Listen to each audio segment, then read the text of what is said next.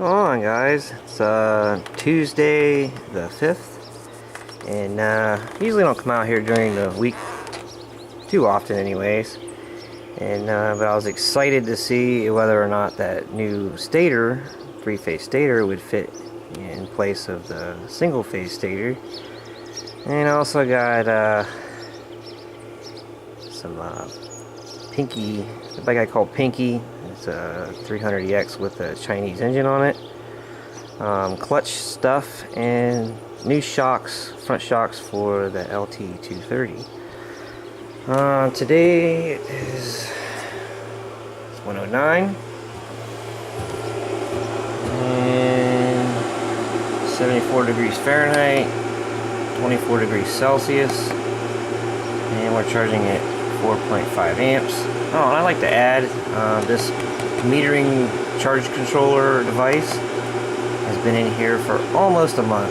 It was put in here the 9th of April, and it's the 5th of May. And so far I've taken in 1,125 ampere hours, or at least that's what I've used. I think if I stressed it even more, I would get even more out of it. But, the stator stuff. The stator down in here, see if I can get it down in here good.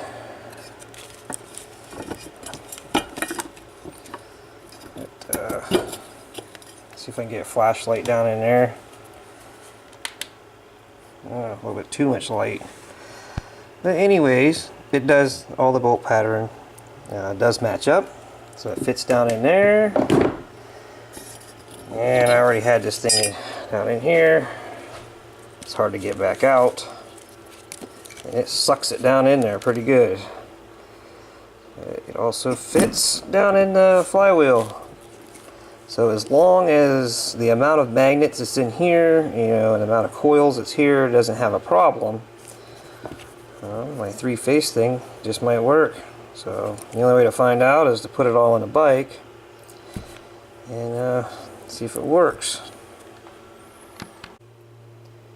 Pretty much with this bike, I use drill bit pieces to fix the starter clutch in this, but it only lasts for so long. And it's probably getting about due for, you know, basically when you go to start it, it just, you know, it won't grab the engine and turn it over when it goes. And generally I just use that as a basis to change the oil in it, because it lasts about as long as what it takes to, you know, the need of an oil change. So I'm actually going to wait until, you know, those quit working before I break the engine back open again to put the stator thing in there and fix the starter clutch. And but what I actually think is wrong with the clutch in this, because, you know, it slips whenever you pretty much when you have it in a higher gear, and you know, and you give it some good gas, it'll slip. What I think is actually wrong is the springs. We've had this in another bike situation with it, and since this engine is air cooled, it gets extremely hot. I mean, who knows how hot it actually gets. And I think the springs lose their tension, because we've taken these apart, put new clutch plates in them, and they still slip.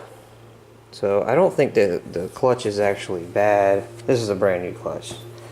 But, so what I'm going to do is, you know, when I do the stator thing, the starter clutch thing, I'm going to put new plates in it, and I'm going to try to put washers underneath this plate, and see if, you know, basically putting, you know, shrinking the springs down some to get more tension out of them, and see if that, you know, makes it so it doesn't slip. You know, just try to get some use out of the clutch it has instead of putting a brand new one in it. And kind of an experiment too. If, you know, that fixes it, then I know what I could do to other ones later on down the road. But these clutch plates are extremely cheap. They're, I don't know, 50 cents a piece from the same place I ordered all that box of stuff. That's what this came in another order.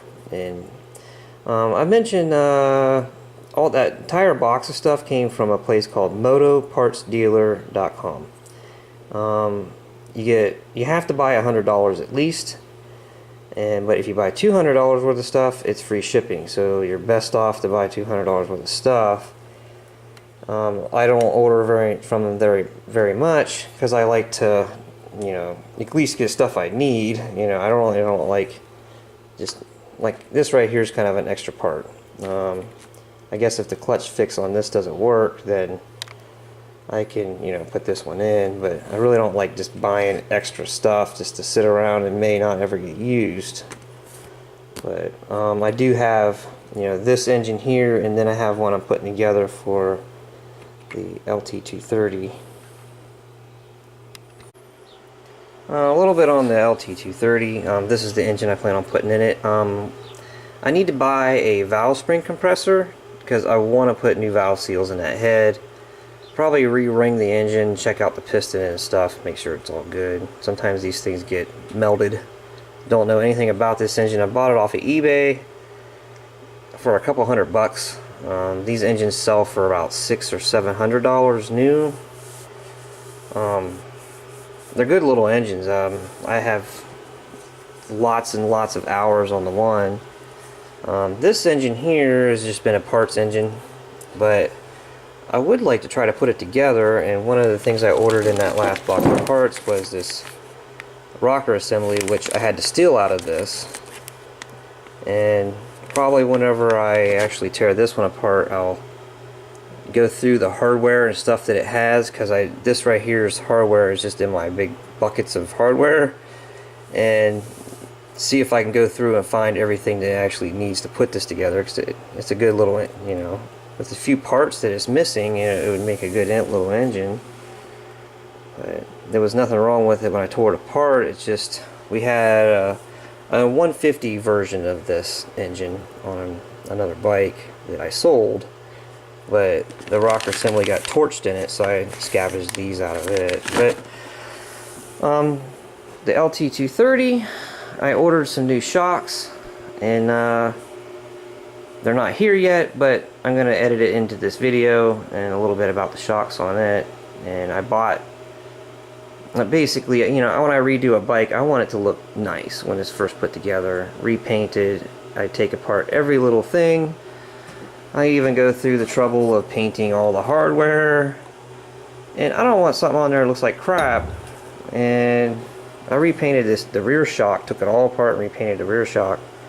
But the front shocks look like crap. I'll show them to you here in a second, and a little bit on the story on that. Alright, so it's been a few days since the earlier part of the video. These are the shocks I ordered for the Suzuki. And the thing that I wanted these to begin with when I was, you know, started on the project, but this, you know, for the length of these, which would be around 12 inches, eye to eye, center to eye, was hard to find. And I did find some, but they wanted like a couple $100 or more for them. And I got these here for $87 delivered, and it's a pair of them. Here's the original shock. I cleaned up the ends and painted up the ends, and I was planning on putting like those covers on them, because these shocks are good, but they just look like crap. And you know, like I said a little bit ago, that I like putting together something having it look nice. Here's the shocks I bought for it, which I can tell you is from experience, these things are just going to be like pogo sticks. They're not going to have any dampening. They're just going to be pretty much, you try to adjust them up to the point to where it's stiff but gives, but it just bounces right back. There's no dampening to them. I haven't tried them, but I'm just, if they do have dampening, they won't last long.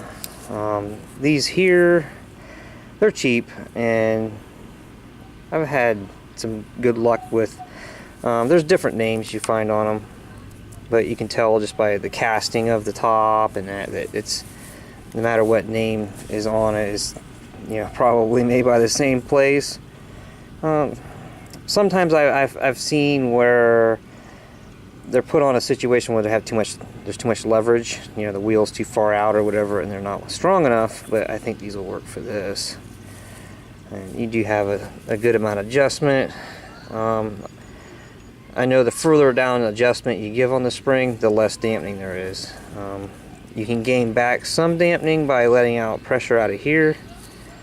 You know, you can go clear down to nothing in here and get more dampening, the more air you put in here. The fluid travels through here, and there's like an inner tube in here, and the fluid gets pressed in here, and the air in here wants to push it back. So the more air you put in here, the less dampening you have, because the quicker it wants to push it back through. But I guess I'll catch you guys later. Hope I didn't bore you to death. But yeah, I think these will look sweet on there. Catch you later.